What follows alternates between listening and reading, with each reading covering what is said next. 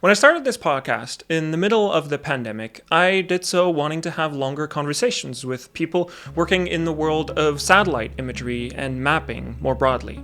Mostly out of a desire to understand how people ended up where they were, to learn more about their journeys and stories. Since then, I've been lucky to have conversations with a wide range of people from many places over the world and with different stories. And every once in a while, I stumble across someone with a story that just leaves me wanting more.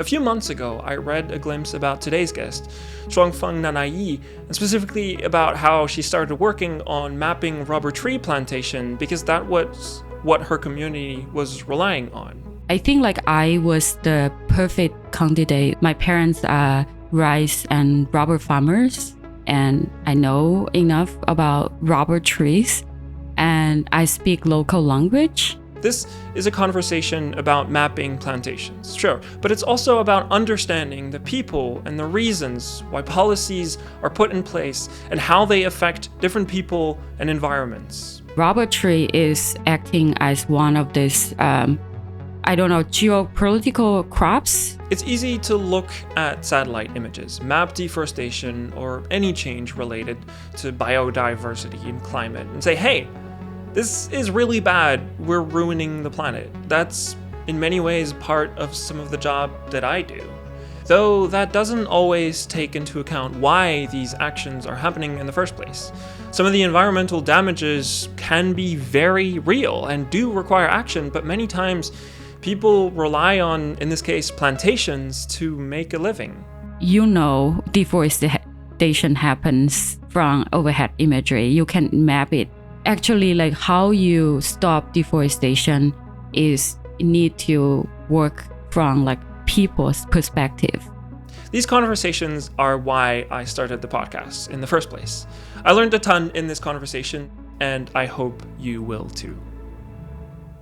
Before we get started with the interview, I want to thank today's sponsor, which is OpenCage. If you work with addresses and location data, chances are you're going to need a geocoder. Geocoding is the act of translating coordinates, so think latitude and longitude, that are created by smartphones and tracking devices into human understandable places, like street names and place names, or the other way around. So OpenCage provides a geocoding API, which is built on top of open data sources, one of them being OpenStreetMap. This allows them to provide their geocoding API at a pretty low cost, as well as having pretty loose licensing terms compared to proprietary platforms. So you can do things like store the data as long as you want, display it on any map, and use it publicly or behind a firewall. So if it's built on top of open data sources, you may be wondering, why wouldn't you be able to do it yourself? Well, you can totally make your own geocoder, but what OpenCage provides is just a simple API that works and that is reliable. Basically, they take care of all the maintenance. For example, OpenStreetMap alone gets edited 4 to 5 million times a day. On top of that, OpenCage provides information like local time zones, what currency people use, and which phone code is used. Because OpenCage is based around open data, that means their pricing is also pretty affordable. And they have a pretty generous free trial that I encourage you to go take a look, especially if you're just playing around or are doing a personal project. Finally, which is pretty close to my heart, they've been long supporters of the open source community and just geospatial community as a whole. So if this sounds interesting, you can go to the link in the description to see more about them. As you probably know, I like starting these conversations the same way every time. I like asking people how they would describe themselves. So I'm quite curious, how would you describe yourself? I think I've seen, people use scientists because I was academically trained ecologist and doing ecological economics research in Southeast Asia. And then I am currently a machine learning engineer. So I'm known as a machine learning engineer. And I also paint over the weekend. So I also known as artist. But the way I describe myself is functional daydreamer. Daydreamer part is more of, I like to have some sort of image, build up the picture. What is the task I'm working for looks like. So everything like I'm working on, it works something like that. And then functional part is like I like to make plan. I need to have a plan for every single thing like I'm doing. And once I have a picture and once I have a steps or plan for the things I'm working on, then I would just like do it really fast. Like I would just sprint through to the end to see what I achieve. And then I will be excited for that thing for probably a couple hours, and then I will move to a next task, if that makes sense to some people might relate it to. Yeah. Is that something you do? Like, do you do it both at work and then outside for like painting? Do you have the same approach? I have a very similar approach, yes. When I working on data products, I would envision what data products would look like and what approach to reach to the end products, as well as the artwork. Artwork is a little bit less controllable, but yeah, basically like I need convince certain emotion and the color scheme I have in mind and the picture I want to paint, and I would do a color sketch and then I will implement it as quick as possible before I lose the interest. So I'm pretty much living on by the idea by idea. Did you always think like that? Like one of the things I want to talk about then is like how you ended up kind of where you are. But I like asking this question because I feel like it's an interesting framework to keep in mind for the rest of the conversation. And so did you always think like that? To me, it seems very like you have a method and you're just following it. I think so. Yeah, I feel like for most part of it. And yeah, definitely things like it's not very controllable. It's just like I just don't favor to do so. And probably it's coming from imposter syndrome as well. It's like, it's hard to measure things you can't control. So I tend to do things like I can measure and I can see the end product much better. So yeah, definitely coming multiple aspects, and that is the way I approach things. So yeah, one of the things I'm very interested to know more about is kind of just a story of how you ended up at where you are today. I think it's a very interesting story, and I'd love you to tell more about it, kind of how you ended up in machine learning and in geospatial related things. One of the things I find most exciting about this field is just the breadth of people that there are. And I think you have a very interesting story. So I'd love to go back all the way to the beginning. Of course. Yeah. I guess like every single person in geospatial know Chu Wu, the mind or hands behind GE map. And we used to be a classmate. So I was in a geography school with Chusen. We're under the same year, the same class. And I end up in geography. Is not like, like I know about geography is cool.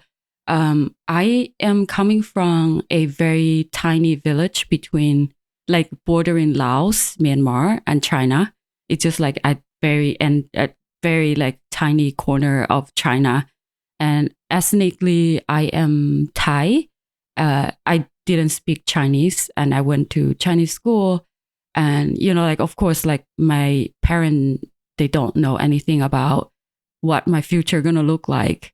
And when I was doing Gaokao, is like the big exam for Chinese student to get into university. And we don't have any idea of like what I will become or what major I should enroll into in university. And my mom, funny enough, she was, it's called Barefoot Doctor Program in China. It's just like the way Chinese distribute medical system is like, you train someone like in rural area and that person become the doctor of the area. So I originally want to be a doctor, but because the university I sort of like aiming for is really sort of top 10 university in China, and it just got very competitive. I didn't end up in medical school of that university, and they was like, oh, like you probably can be reallocated to one of the school like don't have like enough students now, because in China we're enough that you only have one chance to go in one top university. Once you are like, your score didn't reach that university, and then you kind of like off the bucket, and it's very hard to get back to the line again. So, which is very put student at like myself, right? Like from rural area, don't have any plan and don't know anything about career development and basically job market. It just like put us in like very disadvantage. But lucky enough that the dean of geography school at that time was someone from Yunnan province, which is I am from. And he was a friend with the principal of my high school. And they were hanging out when I called the principal of my high school, like, okay, now Sun Yat-sen University want to put me in geography school. Like, what should I do? So happened, like we're enough that they were hanging out. So he was persuaded enough that, oh, why not you just come to geography? So long story short, like that's why I end up like in geography. But like I actually never asked Chusen if he's like choose to be in geography. Maybe that's a good question to ask him. Yeah, that I end up like in geography, and I again, like we just study like flora, fauna, just like animal, plants, and climate and everything, like touching on. I feel like that kind of like match the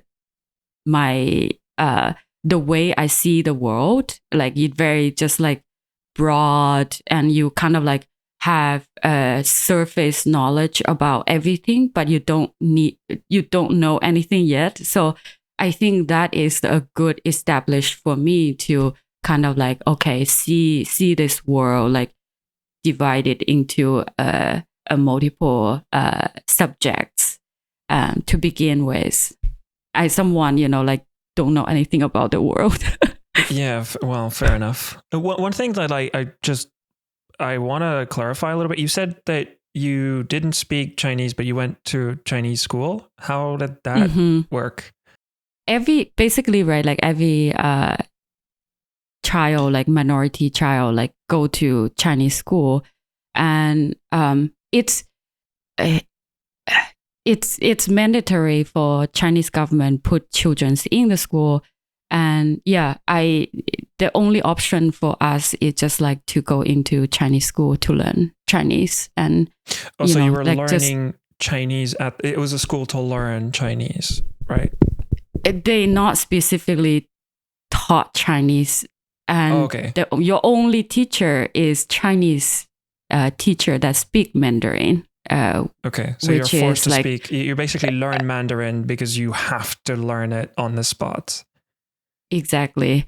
And you have to communicate with your teacher. I think like at the first 4 years, we just didn't know anything. And you have to know that also learning Chinese because we can, like just continue our education. And a lot of my friends, probably just 2 of my friends, like come with me to go to middle school because a lot of kids just drop off earlier because, language barrier was like huge. Yeah. So the main thing is that either you're able to pick up Mandarin on the spot or you just drop out of school. Exactly. How old are you when that happens? You said middle school. No, six Wow, six to 6 to 12 for primary school. So we didn't have like kindergarten or anything. Like when you first go to school, you just like first grade. Wow. And you just don't know how to communicate with your teacher for like multiple years. And you don't have anybody in your family that spoke Mandarin? At that time, my parents speak a little bit of Mandarin, but we Okay. are in like a small village. Like we don't need to speak Chinese, basically. Right. Yeah. So, Yeah. okay. So you first go to school when you're around 6, and for many years, you just you're not able to communicate very well with your teacher because you're trying to figure out what the heck the language is and trying to figure that out on the spots. Yeah. Wow. Okay. So you actually make it through. You go to high school, and then after I high went school, to high school. right? And then after high school, you go through high school in Mandarin as well, I'm guessing. Yeah, in Mandarin. I went to the school. The Sun Yat-sen University is in Cantonese-speaking region of China, which is like, I remember is 35 hours of train ride from the capital city of Yunnan to Guangzhou at that time. And from my tiny village to go to Kunming, which is the capital city of Yunnan province, is like 24 hours bus ride. So Wow. it's like very, very far away from my family. Yeah, and you're in high school when that's going on. Yeah, 24 hours to high school, to bus ride to high school. Yeah. How often do you go there? We Like, just 'cause go. you can't do that every day. Like, it's just how No, does that work? one semester is about 4 or 5 months, and then we Okay, just like right. boarding school. It's like boarding school, Oh, and I is see. interesting enough. Like that school is select like top student from all corner of Yunnan. So I remember my class have 59 people and belong to 29 ethnicity. So we are like speaking different language and, culturally are very different. And my best friend was like Tibetan girl from like, foot of Himalaya. Yeah. So it's just a very diverse culturally, landscape wise, Yunnan province is, and it's huge like tourist destination in China as well. Yeah. And so in that school, you have a lot of students who probably went through the same thing as you as well, I'm guessing. Yeah, exactly the same Wow. thing. Okay. So you go through high school, which is a journey in and of itself. And then kind of by luck, you wanted to be a doctor, but you couldn't. And then by luck, you end up at a geography department. Yes. Right. Well, okay. Walk me through, how does that go once you're in geography? Because you didn't choose. It just seems like someone told you, hey, you should do this, and you go for it, right? Yes. And I don't think like I discovered the beauty of geography or maps until the end of it. And the school, the School of Geography, Geography and Planning School, it's one of the, like top geography school in China. And our professor was just like working on urban planning in China, especially Shenzhen, that city, like it used to be just like tiny fishing village in China. And they were planning to make it like, multi-million population. And it's end up like being like hundreds of millions of people living in Shenzhen and building like kind of like a frontier of new China, right? So yeah, they are working on urban planning, and I just like see like how map is like fascinated. We will send it to like rural part of Guangzhou and to map like, agriculture field, and just like, using ArcGIS at the time, like putting all those measurements on map. And we will carry that equipment and just like into the field, like different corner of Guangzhou, and just to measure things. And I was like, oh yeah, that's so cool. Yeah, that's how you make a planning for urban. And at that time, that is sort of like a very new thing, right? Like China was just like kind of have an idea of like, or how maybe like long before, maybe I should rephrase it. It's like Guangzhou is like frontier of the Chinese new economy or development, and be able to like working on the urban planning in that side is like really, really cool. And yeah, it just like got me into like, okay, maybe I should go back to Yunnan and trying to use the, GIS knowledge I learned and to study like tropical forests. So it's end up like, okay, I want to go back to the corner I'm coming from.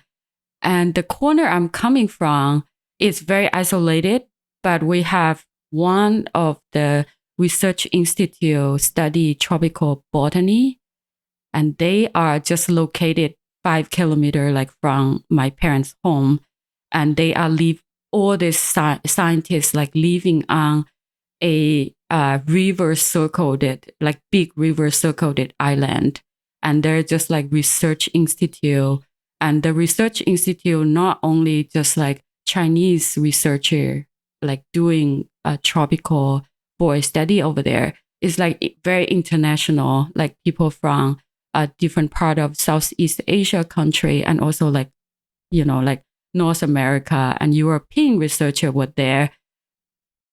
And it's just like, it's also like one of the biggest tourist destination. So I was like very determined, like I want to go back there and just like become, like my parents like was really admire the big scientist image that they create, or the island like, create. So yeah, I was able to just like went back there to be one of the PhD students who study like tropical ecology. And strange enough, at that time, Chinese Academy of Sciences hire a bunch of foreign researcher, and my professor, Dr. Chuck Cannon, he is American researcher or botanist who who was hired by Chinese Academy of Sciences, and I was his first PhD student, and I didn't have enough English to write email, and I don't know if he knew that, but my ex-boyfriend had to write the email to my professor to communicate. Like I wanted to be his PhD student, and literally I just can't write email in English.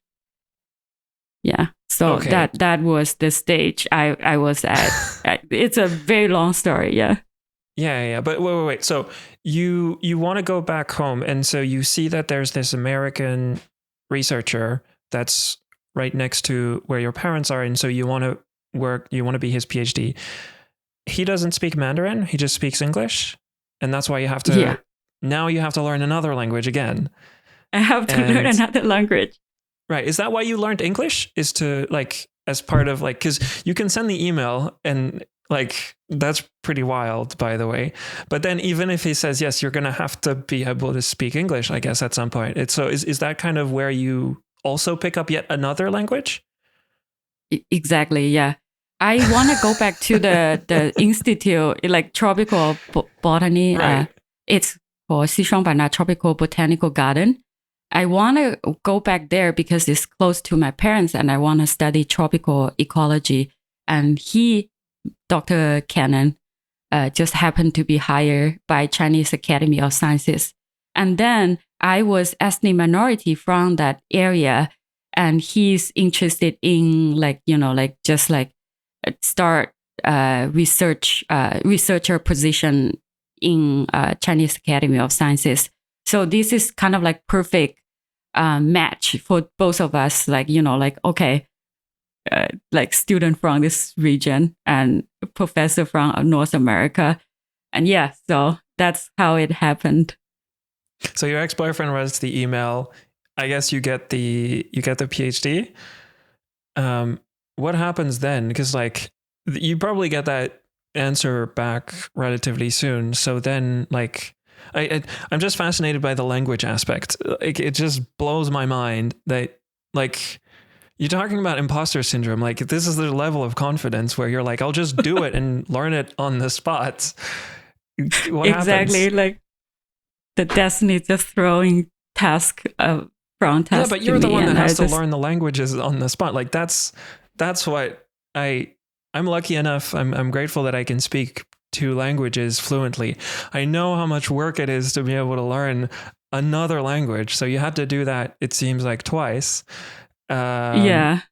In the middle of doing like really big things as well. So yeah, I'm just blown away by that. Like, how do you learn English on like while doing a PhD or before doing it?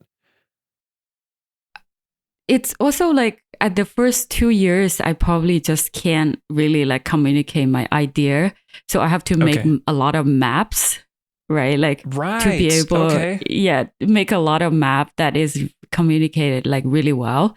And there's a lot of like Chinese students struggle as myself. So I didn't see like it's a Okay, I huge see. problem. Yeah. And because of Dr. Cannon's connection like abroad, I was able to become like visiting student to University of Cambridge, right? Like in UK. So they sent me over there, like supported me to abroad. And then just like started to open my mind, like, okay, this is like how the foreign like students do like enroll the PhD program and doing the PhD study and how they communicate. So I sort of like also building up this knowledge and confidence like slowly. And yeah, at the end of my PhD, I think like I was able to communicate my idea, but it's not like today. Okay. So that's wild. So maps is like the way that you communicate the things that you're working on with your PhD Yes. supervisor because you don't speak. Oh, okay. Yeah, yeah. And you have to imagine at that time, it's so wild that China, it's just like so hard to get the hands on satellite imagery. And it's such new idea for people. Like, Okay. I think like what year is this around? In 2007. Okay. 2007. And yeah. And I remember that my professor or the institute I work for, because such an international, and they would get in trouble because we also located at the border. So, you know, like we would get image of Myanmar and Laos, and, you know, like professor from Europe will bring some satellite imagery. So this kind of like constant exchange is definitely, you know, like something like very sensitive that Chinese government would pay attention enough to the border part of work, right? Like, yeah. So you said there was some trouble on that side? I remember, yes. One of the professor was was exploring satellite imagery in Myanmar, and yeah, that was a little bit of trouble. But maybe we can tell the story another day. But yeah, that is very sensitive item at that time, I would say. Right. Yeah. And so, okay, can you tell me a little bit about like what is because now we're starting to talk about satellite imagery. So what is some of the nature of the work that you're doing there that you can only communicate through maps, by the way? Like what is your, like some of the PhD work that you're doing at that time? Like what, again, it still blows my mind. Like with that limited ability to communicate, like what are the things that you start working on? I was working on mapping rubber plantation because I think like I was the perfect candidate. Like, you know, like my parents are rice and rubber farmers, and I know enough about rubber trees, and I speak local language. And I also like, you know, like have foreign professor, and I am in Chinese Academy of Sciences, right? Like one of the biggest think tank for China or research think tank.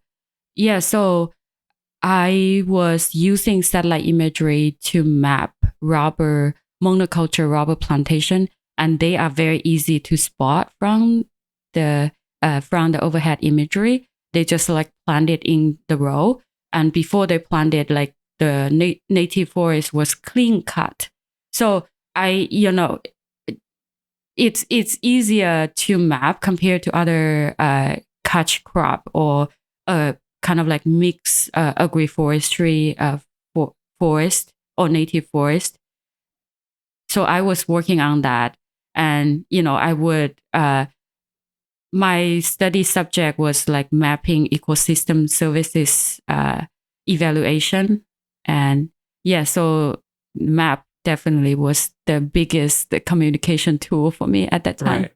But you're not just looking at satellite images, you understand what's going on the ground, because your parents are also farmers of that rubber tree. You can speak with the locals on the ground. Like, that is a huge plus, I can imagine. Like, it's not just looking at satellite images and doing an analysis, it's understanding why that tree is planted in the first place and how, and all of that probably adds a lot. Yeah. And the rubber tree history is also like, just like very interesting itself. It's state farm, right? Like Chinese government planted the tree to be able to produce nature rubber within China itself. And it's also acting as crops that Chinese go out, right? Like there's a program called Go Out, and which what Chinese do you mean government. by that? I'm not sure I understand what you mean there.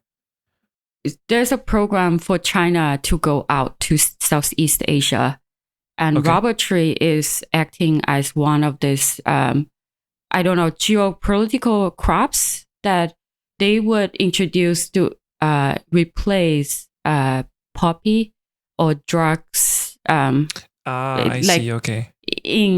So my area is kind of like hotspot to be able to plant and also study rubber trees in the region. Okay. Why rubber trees specifically? Because it need a little bit time to be productive. So it doesn't require a lot of knowledge to manage rubber tree. So local farmer, like especially like ethnic minority, like who doesn't speak Mandarin, very easy to, with government subsidy to the seedling, it's very easy to clean cut the forest, plant the rubber, and wait for a couple years to be able to learn to manage the forest.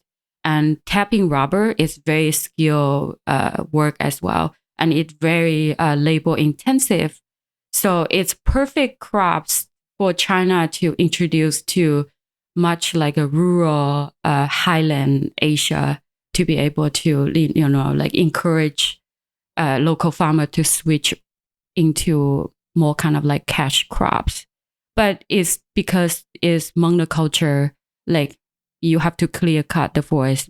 It also bring a lot of biodiversity loss and like water issue, that type of environment. So that's also become one of the motivation. Like I start to looking at, okay, how do we communicate those environmental impact from cash crops to multiple stakeholder, right? Like farmer is like suffer, is the beneficial, and also like who is the one like without like drinking water, and fish are dying in the river. But government is like the one who trying to basically like following Beijing or top down, like planting rubber. That is the only mission like like local government would have. So they would promote it. And scientists is like looking from like environmental impact sides of the rubber plantation. So they would say like, okay, so we shouldn't plant rubber, right? But so I was the one like trying to understand like why this kind of like like conflicts happen on the ground, and why people like keeping like pointing finger to each other. At a very long time, I have to persuade, or we as the research team have to persuade Chinese local government, like how much rubber plantation we actually have in the region. They think is like we only have like 100,000 hectares, for example, right? And we're trying to persuade, no, we actually have like 10 more times than you know. And because we have like such large native forest, like clean cut, that's how the environmental issue like start to happen, like soil erosion, and it just like biodiversity loss and drinking water like running out is one of the issue. But on the farmer side, like my parents wasn't be able to send me to school if they don't have income from the rubber plantation. So yeah, it's just like a lot of like conflict on the ground. So I was the one trying to be able to communicate to local government through map, and communicate to my professor like what I've seen on the ground and what's happening. Yeah.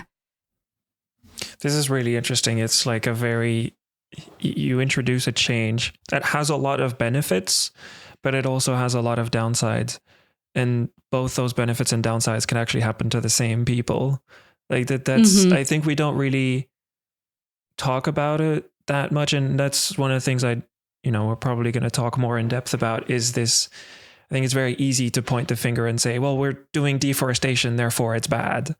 But it turns out it's a lot more complicated. So, okay, you're saying you're trying to show to the local government that, hey, there's actually a lot more than we think. What happens then? Like you show them that. Does that lead to any changes, or do they just go like, okay, what happens years. It took years. It took like probably like 2 or 3 years for them to come around. Like, okay, actually you're right about this number.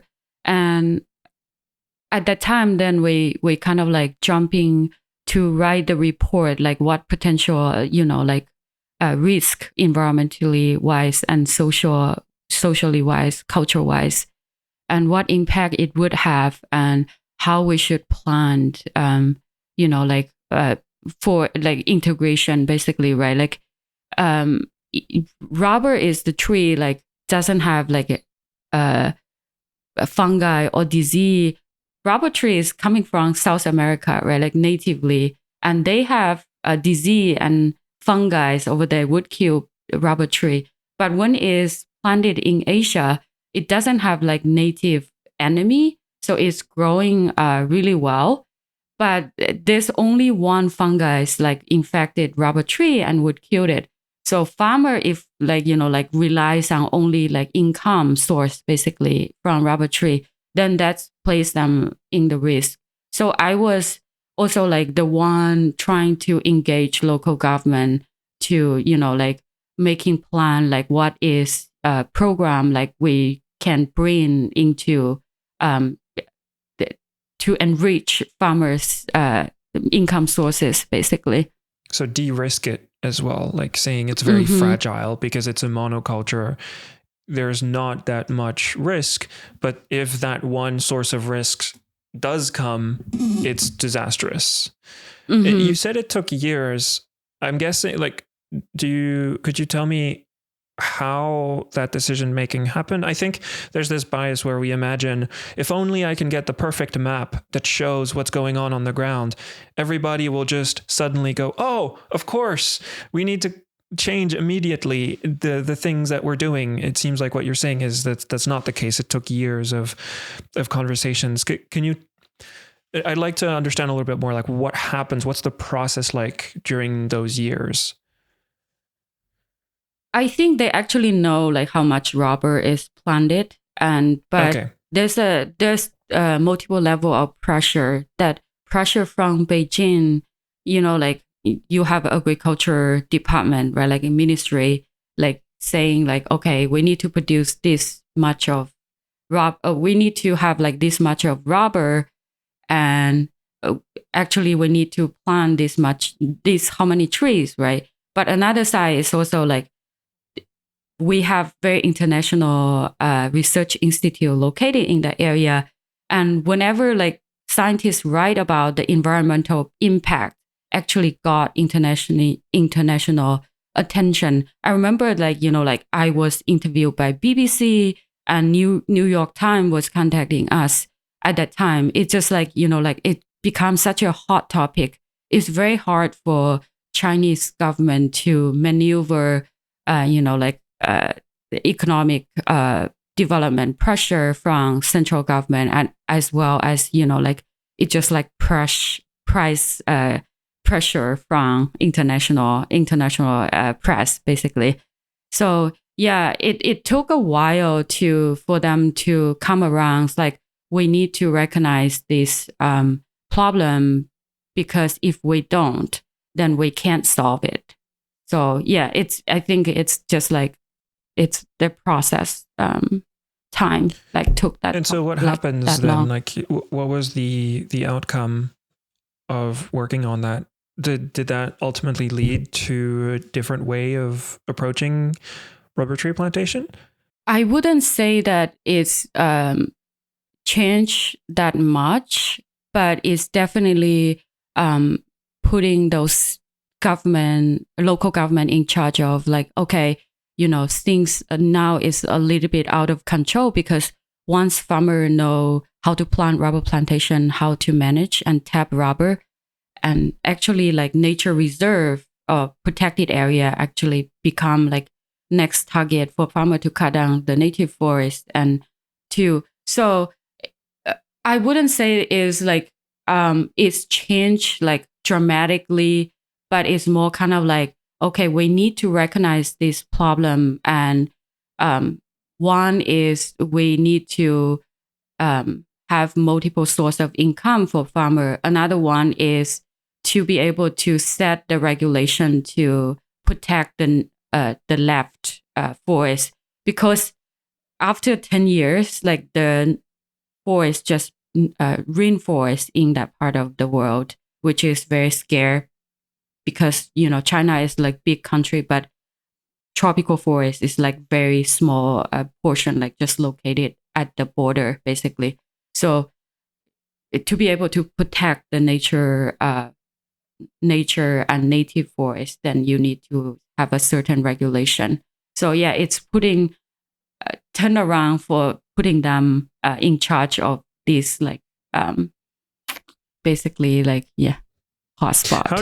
How do you make that happen? Because one of the things we talk about is the financial incentive. Like all of a sudden this gives a new income stream for farmers. If you say, okay, don't cut the forest, that's great, but that doesn't bring in any money. So it feels like the financial incentive all of a sudden just doesn't align anymore, which is a very real thing. It doesn't really matter what you want to do if people can't make an income. They don't really care, because they can't. If they can't feed themselves, it doesn't really matter. So, did you find ways to work around that? Yes and no. Yes is because it doesn't. As any like other crops like rubber also productive when is at kind of like lower middle elevation. So for a long time, I just trying to map like where is actually like rubber most productive. So do not cut down the forest like on the mountain top, okay, because you need to preserve it. So you have like water conservation or some sort of like reservoir naturally on top of the mountain to preserve the biodiversity. And if you cut down that, you kind of like running out of water and soil erosion start happening. And then you need to, like managing the rubber plantation at a different way. So I was trying to kind of like using my geospatial or GIS knowledge to map like which location actually are the most productive rubber plantation. And then that led to Chinese Ministry of Commerce, when they trying to manage or when they trying to see productivity of rubber plantation. I was the one to map rubber productivity or economic return in the whole Southeast Asia, right? Like 8 countries now we're talking about is not only like a tiny piece of my part, like my hometown is like now is we are talking about multiple countries, like how we actually do the geospatial modeling that is going to make sense. So yeah, the rubber tree basically is kind of like, the stepping stone for me to go further. Yeah. So I do want to come back to that. The way you incentivize people not to cut down the whole forest is still saying that's the most financially responsible thing to do. Is you're basically saying that by not cutting this, you can actually make more money. So it's bringing it back always to the financial incentive, right? Mm-hmm. And go back to what we say, like yes and no. Yes is like we can map productive, high productive area, but no is because rubber is just like require like 6 to 8 years to grow up to be productive, and it's really slow to persuade people. It's a long term to persuade people. Yeah. Like okay, actually, like be clear minded. Like don't actually rush to clean cut the forest yet. But it's very that's something like really frustrated. Like you actually can't persuade people. Yeah, in many ways it seems like the hardest part isn't necessarily making the map. It's using that and it turns into geopolitics in trying to convince people and policy making and that sounds like it's probably the harder part once you have the map. The map is a starting point for the conversation, one on which all the conversation is based around, but then the actual work is a lot of conversations with people and trying to convince them. But then it seems like that took you to doing that at like a country level scale. And you're working with satellite images at that point. Is it still hard to get those images? No, at that time, I think like we were actively working with eCraft, World Agroforestry Center, and then East West Center, University of Hawaii. They do a lot of like rubber mapping in Southeast Asia as well. Yeah, so it's like it become international collaborated work. Okay. But that's because you said like it was a bit complicated from the Chinese government point of view to get imagery at earlier when we were discussing. So are these international collaborations easy to put together, or is there some issues with the Chinese government? It was through Chinese Academy of Sciences collaboration with foreign research institutes. So it's much easier. And because we have, I was working with Chinese Ministry of Commerce, and that is making all those like field visit to like Thailand, Cambodia, much easier, and I feel like more supported. And that area is also like a hot spot at that time, like in terms of like deforestation and land concession, like geopolitical wise. It's hard. One of the things I'm curious is now you're in the US, right? How did you end up in the US? What made you go to the US? Because of my marriage, I would say the only reason. That's a big reason. Yes, I really enjoy the part of like making a map or making the tour for Chinese Ministry of Commerce. It's not directly through a Chinese Ministry of Commerce, but through a NGO attached to Chinese Ministry of Commerce that, like Chinese investment or land concession caused a lot of like international attention as well at the time. And Chinese investor would, at the first is like State Farm go abroad and to establish rubber plantation with local. not with local, through land concession. So that caused a lot of individual Chinese investor go to Southeast Asia, especially Laos, Myanmar, and Cambodia, and those three countries, and clear cut the nature forest and extract the valuable timber. And they would, transfer the land use right or land property right to another owner. So that caused a lot of kind of short-term investment, as well as Chinese investor doesn't integrate really well with local because the land ownership conflicts in underground. So Chinese government was very interested in to see what conflicts would potentially have underground. What is economic return that rubber plantation would bring, and also how Chinese investor would integrate it in the local community more socially responsible and also environmentally sustainable. So that is some sort of a big initiative China wanna do to create more positive image in Southeast Asia investments. So I was introduced to map economic return from rubber plantation at the beginning, and then was involved into mapping other social aspect of the rubber plantation, right? And yes, so that just made me realize I really enjoy creating this data tooling that would assist larger scale policy making, basically.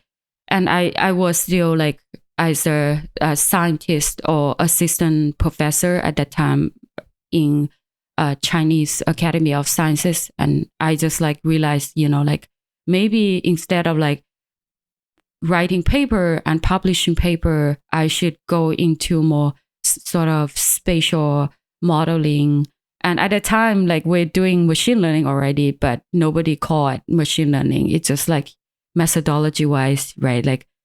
Whatever you call SVM or random forest. And yeah, we are already doing that back probably 2000, start from 2010, 2012. Yeah. And then that lead to, when I come to US, through my marriage, following my husband who was enrolled in medical school, and then follow my husband's footstep, come to US, and wasn't able to find academia job because I'm coming from China, and applying for postdoc was just really competitive.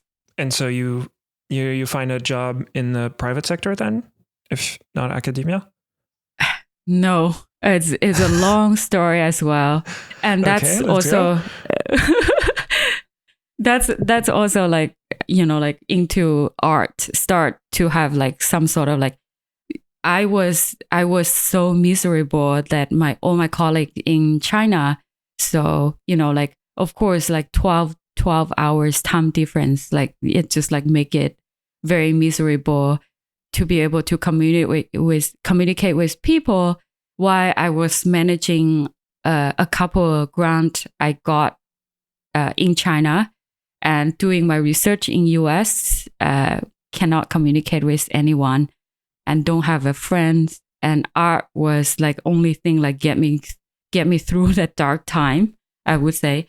And then Dr. Cannon, my PhD supervisor, he moved back to US and he became a director of a tree science in a arboretum in Chicago. And he was oh, you have a lot of data, you haven't really published it, and they're really interesting. So he got me into sort of short-term data analysis. And because of that, I somehow bumped into Dr. Shay Strong, who's at the IC, right? And then she hired me as the data engineer part-time. So that's how it started, how it's all started. Yeah. That was not at ISI though. It was No, before? at the Right, yeah, company called Omni Earth. Yeah. Okay. And so you start having basically a job, and like that's working more. That's very different from the academic side of things, right? Yeah. Yeah. The first time I went to the office to meet Shay in Arlington, Virginia. Yeah. It was like, I don't know anything about cloud computing. She was the one like introduced me to cloud computing. She's the mentor for me to enter the modern time of the geospatial world, actually. And Right. yeah, so she's also like, introduced me to deep learning. And that's how it all started. And then later, like development C. And what's the work that you're doing there at that time? I think we were mapping a swimming pool Okay. using very high resolution NeoMap. Yes, NeoMap. Okay. Yeah. And mapping land use and land cover in California for irrigation management at that time. Yeah. Right. So that's very all different how from it rubber started. tree plantations. That's very different. Yeah. Yeah. And so, yeah, you've also worked at Development Seed. You've done a lot of work there. Now you work on agriculture. Yeah. Regrow for agriculture. Yeah. One of the things is, it seems like the way you got started in your career is first with a hands-on approach, like really knowing what you were talking about on the rubber tree side, knowing the people who were involved, and then you started mapping that. I feel like some of the later projects is the other way around, is you start with, we have all these skills of machine learning and satellite image processing and geospatial. What's the problem that we can solve? Like it's approaching it from the other way around. Exactly. Have you seen that to be a difference? It's very, very different. Exactly like you said, I still need a lot of help, and that's a lot of help from like actually like what is science question, like we trying to answer, like what is like like what is the end products or data products like we are actually serving to our main product, right? Like when we talk about data products, they are actually like very different. So from someone from like academia, I still need help to understand, like to be integrated to engineering team. Like, okay, so this is actually what we are going to produce.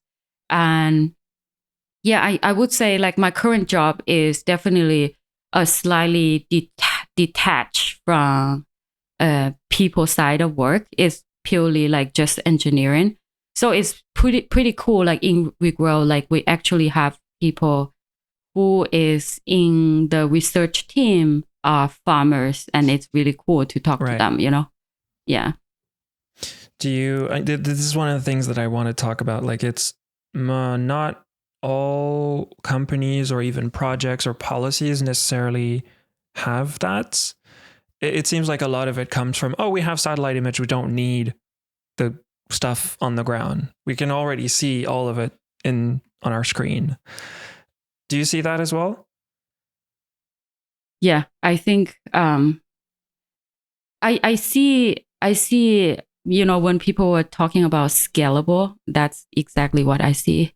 Okay. It's like, yeah, we see everything from satellite imagery, and seems like we can solve a lot of problems from like, overhead imagery, but it's actually is not, right? Like when you go to the ground, like when you go to Brazil, like you are actually going to interact with farmers or people actually like doing those things on the ground. So yeah, it definitely, I see a more opportunity for using satellite imagery and also map more decentralized way. That way, it's like, okay, we're making map, like, but actually you want to make an impact on the ground, like how you actually do that. So, there's a little bit of detach from there. I'm not talking about any products. I'm just talking about ideology wise.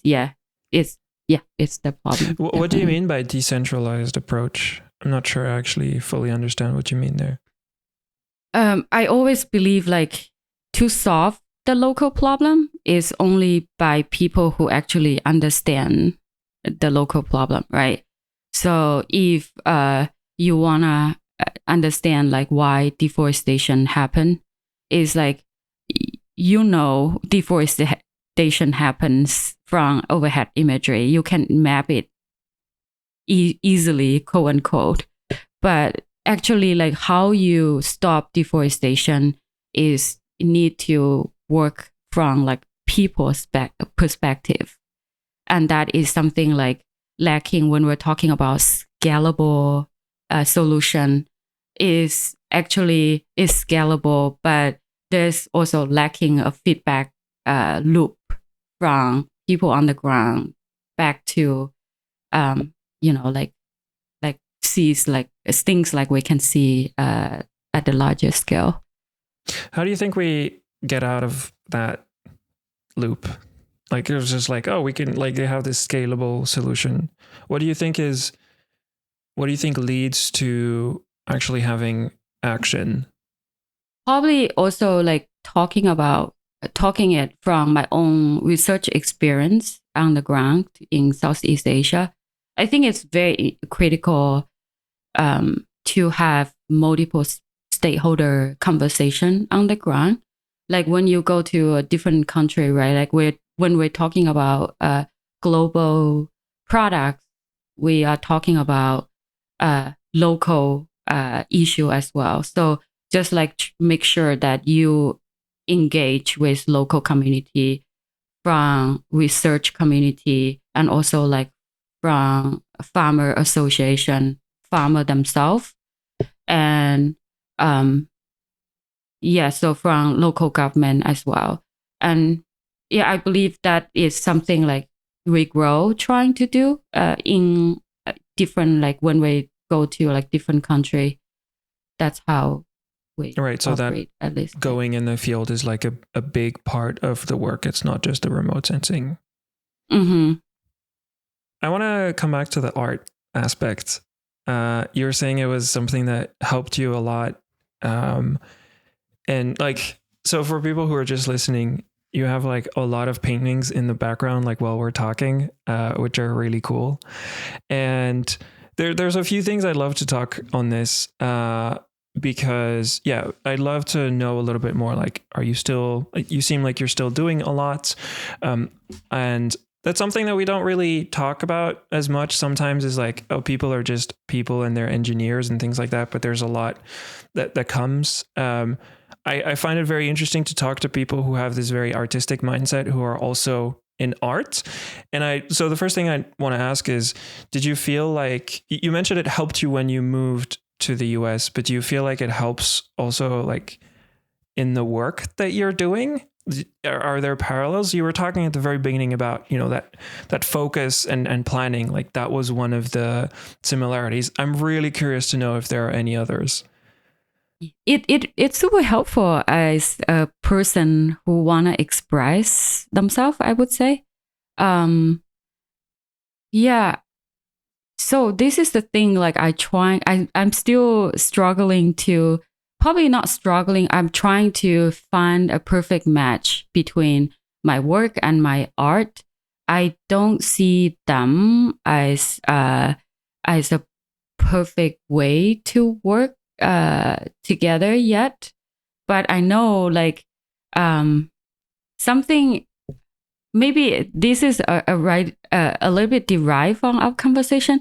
I actually feel a lot of guilt and from like making art. It's just like, because one is, I think art is serving me, and I am coming from like also educational system that you go to school and you make a contribution to society, and you serve other people with the knowledge you learn, and art is serving me.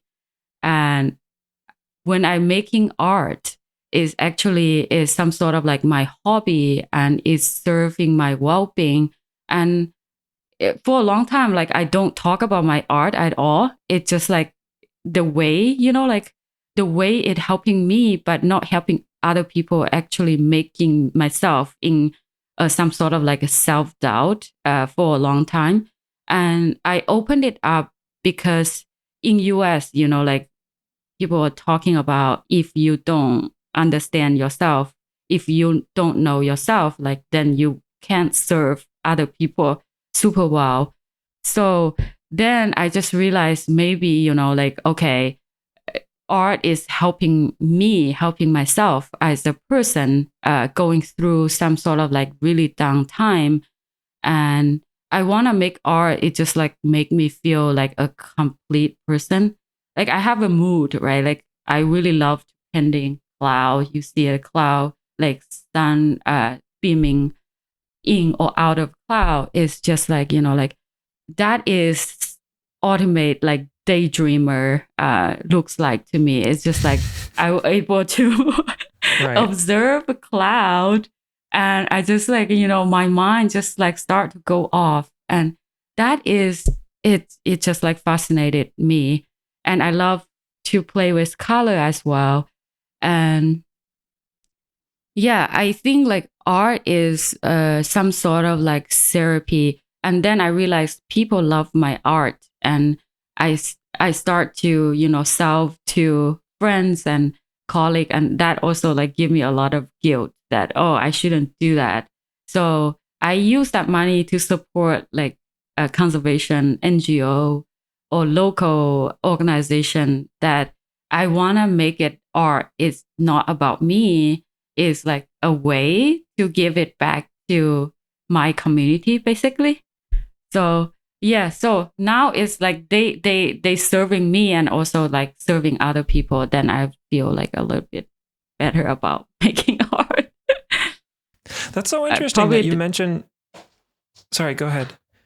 No, I think like that is probably like not something like people would ask for. But that's what I find so interesting, is that the first thing that comes to mind is this idea of guilt, and because it's doing it for yourself. I find that very interesting. It's very surprising. That's not what I would have thought. I think I can understand it, like where it comes from.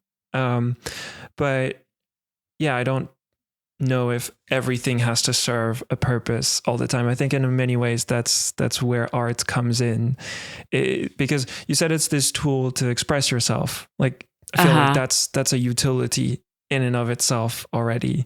But yeah, it's interesting. I have the same sometimes struggles. So yeah, I appreciate you sharing that. What do you have a same struggle while you're making like all this conversation or amazing conversation? A lot of people like dabbling with, creating stuff. And I think we live in a world where everything has to be productive and serve a purpose and make you move forward in life and all of that. And I think it creates this guilt around not moving, not necessarily even for others, but like yourself forward. Like I'm not studying this thing that I could be doing, or I'm not working out, or I'm not working on this side hustle or these things. And I think there's some beauty in saying, no, I just like doing this thing and I have something that I have to express. I feel like there's a bit of that in what you're saying. Yeah, it definitely is come down to the productivity, right? Like I need to make these things because, like it's going to serve other people.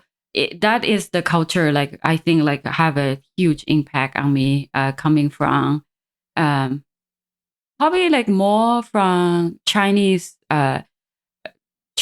culture aspect. Like, if you go to like, like higher education, you means to contribute to the society. If you don't use the knowledge you accumulate or you build up to serve other people, then you are kind of like wasting your time or talents or, like the benefit like you get from the society. Yeah. But that definitely makes sense too. Like when it's come to when you map it to productivity side. Yeah.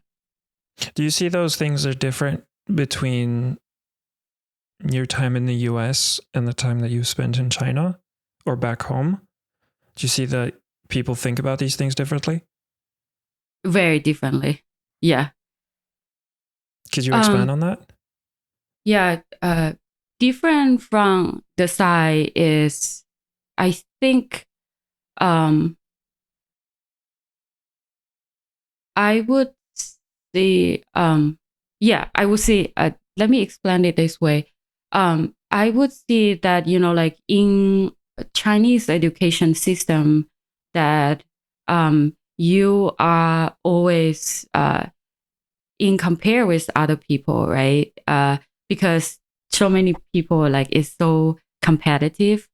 So you are you always need to be better than another person or a group of people. So that's how you move advance, or you go like higher education, or you moving in the society social strata basically.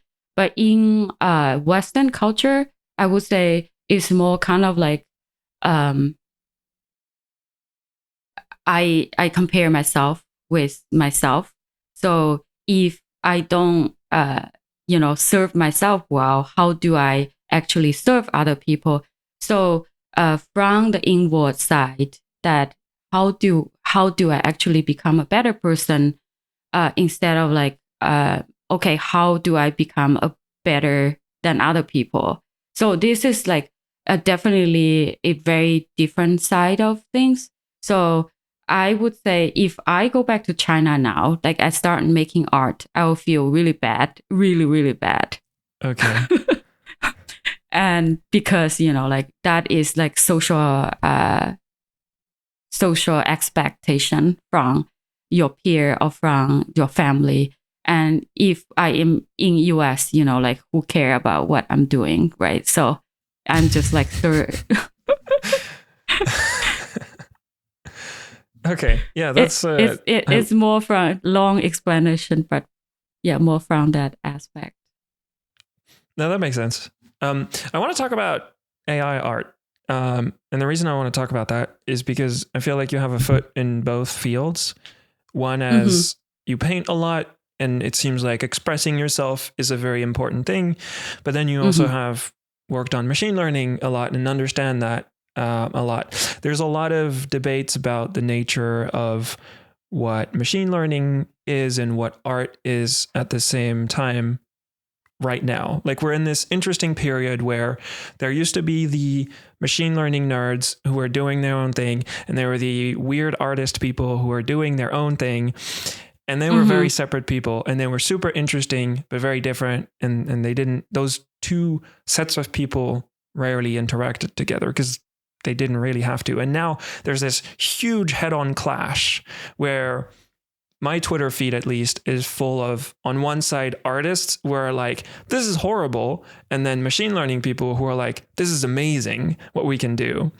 And being in the middle is very interesting. And so I'm really curious to know, have you thought about this? And if so, what do you generally think about the whole situation of machine learning art that's going on at the moment? Yeah, so the way I see it is, I think like people in generally who are into like into debating like AR art is not art, or wait, let me rephrase it this way. I think the fundamentally different is the people side of the art, right? Like art is people who making it make the story, making meaning behind the art piece. And we as people become appreciate the art because of the people behind it. And when we are debating about AI art is not art, is we actually detached art itself or the form of expression from people. So we don't see that as art. But if you mess around with the tool enough, you would say like it's not like, like you can easily making great art with all this tooling. It's actually a lot of thought, we call prompt engineering, right? Like behind it, right? Like that is the giving some sort of like appreciation to people. I said that is one debate that how I see it. And another one is I don't think AI art is just like going to is going to last. The hype is going to last forever. I think it's just like become a tool for people to be self-expressed, right? Like, okay, this is because art used to be like a lot of people in the training for years, but now it's making a lot of people approach that tool and express themselves more easily. I think it's a great thing. I'm just like thinking about like, kids in Laos or in Bangladesh, right? It's like if those kids getting the hands on the tool, like in next decades, like those kids can express themselves and write their own story.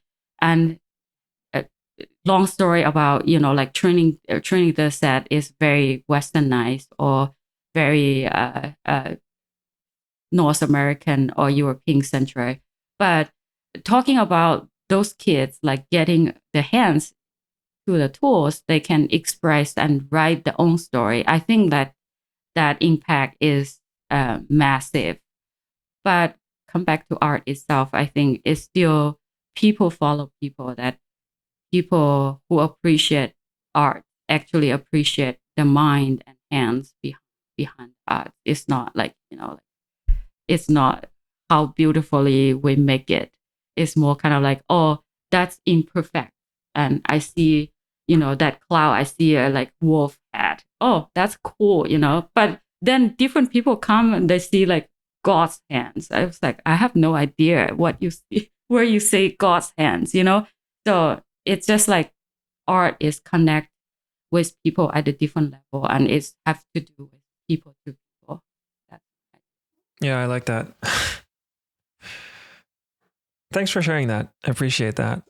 Yeah, I think we can start rounding it off here. I like finishing conversations asking for a book or a podcast recommendation.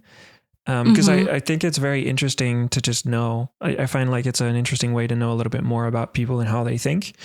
And it's a bit hard to find book and podcasts. A lot of it is through word of mouth. I don't necessarily want anything that has to do with anything that we discussed, just something you think is interesting and might be worth people checking out. I listened to a podcast. I think it might be interesting in two people who actually interested in Chinese investment. It's called The Belt and Road. It's talk about, like China has a program called the Belt and Roads Initiative, like just invested in 150 country, like developing country, right? Like that is like have a lot of in-depth conversation about Chinese investments abroad and the culture and economic impact side of it. And yeah, it's really interesting. And because, like I am still like tracking Chinese investment abroad, like how people should do it, like more kind of like responsible way. So that is really interesting podcast. I listen to yours a lot, and a lot of scenes from above, and yeah, those map related podcasts. Do you have any books that you've read recently that might be interesting? Yeah, not recently, but I turned to like read listen to a lot of audiobook when I'm on the way to pick up my son. and drop him off. And so one of the book is called The Alchemy of Air. Is back in before World War II, that how this German scientist, Jewish scientist, like invented the technology to extract, like making fertilizer from the air, right? Like that is right. the how we fundamentally fit in the world, and that's that part of history, like how we build up the wealth and impact in South America, North America, and actually like changing, like leading to World War II, like funded the World War II. And it's just like whole dynamic about the history and how the technology actually impact the way the world today is. It's really fascinating. That's one book. Another book is Know My Name by Chandler Miller. It's about like sexual assault, like her own memoir about like as a woman, like after the sexual assault, like what is actually she's been going through. And she is a brilliant thinker and writer, and she just like bring you through her whole journey of like how broken the legal system, like after a woman being assaulted and has to go through all these things. Yeah. And the last book is No Filter, is inside story about Instagram. It's pretty fascinating about like how the Silicon Valley or Instagram as a company started. And it's not only about Instagram, it's about like Facebook and also the whole Silicon Valley, the tech dynamic. It's pretty interesting. Cool. Thanks. And thanks a lot for your time. This was a really cool conversation. I'm very thankful that you gave me some of your time and opened up about your story and everything you've done and how you've thought about all these things. It's been a wonderful conversation.